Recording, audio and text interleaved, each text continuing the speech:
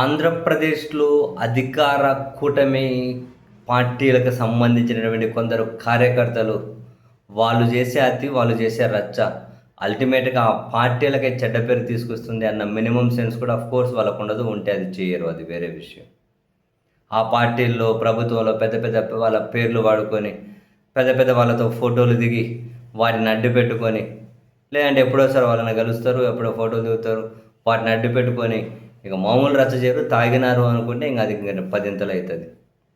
తాజాగా కూడా చూడండి, ఫుల్లు హల్చల్ చేస్తున్నాయి సోషల్ మీడియాలో ఆ వీడియోలు. అది కూడా మంగళగిరి నియోజకవర్గ పరిధిలో ముఖ్యమంత్రి చంద్రబాబు నాయుడు గారి నివాసానికి సమీపంలో ప్రదీప్ అనే ఒక తెలుగుదేశం పార్టీ కార్యకర్తట ఇంత పెద్ద కత్తి పట్టుకున్నాడండి. ఇంత పెద్ద కత్తి చేతిలో పట్టుకున్నాడు. అదేదో ఏమంటారు, మటన్ కొట్టే కత్తి అంత పెద్దది చానా. కత్తి పట్టుకొని అందరి దగ్గరికి, తెలుగుదేశం పార్టీ కార్యకర్తల దగ్గరికి వెళ్తున్నాడు, జనం దగ్గరికి వెళ్తున్నాడు, ఫుల్ తాగిండు. నేను నారా లోకేష్ మనిషిని, నేను శేషన్న మనిషిని, శేషన్న ద్వారా నేను నేరుగా లోకేష్ దగ్గరికి వెళ్తా. మీరు ఎవడన్నా వెళ్తాడా? మీరు వెళ్ళలేరు. చంపేస్తా, నరికేస్తా. శేషన్నని ఎవరైనా ఏమైనా అన్నారంటే మీ సంగతి చూస్తా, మిమ్మల్ని అడ్డంగా నరికేస్తా అని చెప్పి మీదకు పోతున్నాడు. మీరు ఫోటోలు తీసుకోండి, వీడియోలు తీసుకోండి, ఏ పేపర్లో ఏ టీవీలో రాదు, అంతా శేషన్న చూసుకుంటాడు అని చెప్పి పెద్ద కత్తి పట్టుకుని మీదకు. అదే మతలు ఇంకెవడి మీద వేస్తే చచ్చిపోతారు.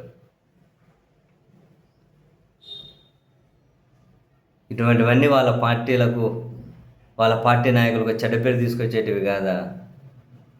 మందు తాగితే మనిషి కాడు అని చెప్పి ఆడని సినిమాలో చూస్తూ ఉంటాం. అందుకు ఇటువంటి వాళ్ళేనేమో కత్తులు పట్టుకున్న రోడ్ల మీద హంగామా అయిందండి. నడి రోడ్ల మీదకు పోతున్నారు జనాల మీదకు. నడి రోడ్డు మీద కత్తులు పెట్టుకొని తిరిగే పరిస్థితి సినిమా షూటింగ్లు కానీ చూడమేము. ఇంత విచ్చలవిడితనం. సరేలేండి, ఇక్కడ ప్రభుత్వం కూడా కేవలం వాళ్ళ ప్రత్యర్థి రాజకీయ పార్టీలను టార్గెట్ చేయడంలోనే పూర్తిగా బిజీగా ఉండిపోయారు. ప్రభుత్వ వ్యవస్థలు, అధికారంలో ఉన్న వాళ్ళు కత్తులు పట్టుకొని నడి రోడ్డు మీద తిరుగు, టోల్గేట్ల దగ్గర మహిళలు జుట్టు పట్టుకొని కొట్టు, మేనేజర్ల పొట్టలో దన్ను, ఏం చేసినా కూడా వాళ్ళకి అడ్డు అదుపు ఉండట్లేదు కదా. ఎవరి మీద కనీస చర్యలు ఉండవు కదా.